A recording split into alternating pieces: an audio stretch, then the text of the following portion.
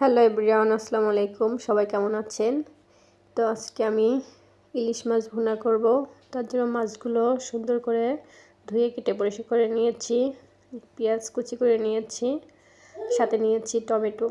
এখন আমি মাছগুলো ভাজি করব। তার জন্য হালকা একটু লবণ হলুদ আর লবণ দিয়ে মাখিয়ে গরম তেলে মাছগুলো ভেজে নেব। খুব বেশি ভাজবো না, হালকা একটু ভেজে নেব। ইলিশ মাছটা খেতে আসলে অনেক সুন্দর লাগে, মজাদার একটা খাবার। যে কোনো তরকারির সাথেই রান্না করে ভালো লাগে, আর টমেটো দিয়ে ভুনা করলে তো স্বাদ আরও অনেক গুণ বেড়ে যায়। এই তো আমার মাছ ভাজিগুলো হয়ে গেছে। এখন আমি একই তেলে পেঁয়াজ কুচি আর কাঁচামরিচ দিয়ে হালকা করে ভেজে নেব। পেঁয়াজ কুচি আর কাঁচামরিচগুলো হালকা একটু ভেজে নেওয়ার পর এতে আমি সব মশলাগুলো দিয়ে দেব। মশলাগুলো দিয়ে হালকা একটু পানি দিয়ে কষিয়ে নেব। পেঁয়াজ কুচি আর মশলাগুলো ভালোভাবে কষানো হয়ে গেলে তাতে আমি টমেটোগুলো দিয়ে আরও কিছুক্ষণ কষিয়ে নেব। তারপর পেঁয়াজ কুচিগুলো কষানো হয়ে গেছে, দেখুন তেল চলে এসেছে। এখন আমি এতে টমেটোগুলো দিয়ে দিলাম।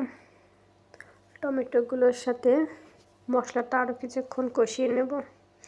দেখুন টমেটোর কালারটা কত সুন্দর লাগছে, সুন্দর সব কালারফুল, লাল লাল সবুজ সবুজ, দেখতে অনেক সুন্দর লাগছে। এই যেমন টমেটোগুলো কষানো হয়ে গেছে, এখন সাথে মাছগুলো দিয়ে একটু নেড়ে চেড়ে নেব।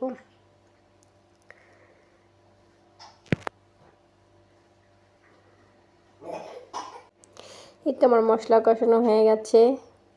মাছের সাথে মশলাগুলো ভালোভাবে কষিয়ে নিয়ে এখন অল্প ঝোলের পানি দিয়ে ঢেকে দেব। আর আমার ভিডিওগুলো কার কার কাছে কেমন লাগে অবশ্যই কমেন্ট করে জানাবেন।